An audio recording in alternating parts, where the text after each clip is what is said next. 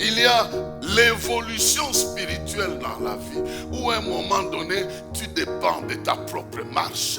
Tu évolues, tu sens qu'il y a la fraîcheur au niveau de tes pieds, et puis tu sens la force de Dieu commencer à marcher, à agir dans ta vie. À un moment donné, tu sens que tu es plein de l'esprit jusqu'aux hanches, mais à un moment donné, tu ne sais plus rien contrôler. Tu dois dépendre de l'esprit et laisser l'esprit t'amener là où il doit t'amener.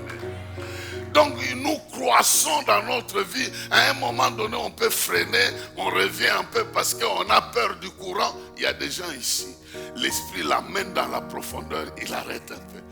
Il dit, laisse l'esprit te conduire. On a peur d'entrer dans une histoire, on ne sait pas ce qu'on va devenir. On s'arrête un peu. Là, on est soit au genou, soit mais à un moment donné, tu laisses simplement.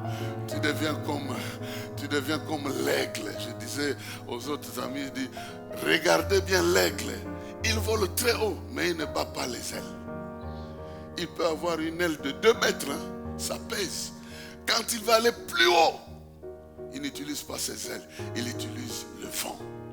Il attend, il y a plusieurs sortes de vents. Lui, il est perché sur un arbre. Il va attendre un vent qui vient du sol, qui va vers le ciel. Il se lance. Et puis il est emporté par ce vent-là. Il ne fait aucun effort. Il y a de grandes choses que tu vas accomplir sans ton effort. Parce que ces choses-là dépassent tes efforts physiques.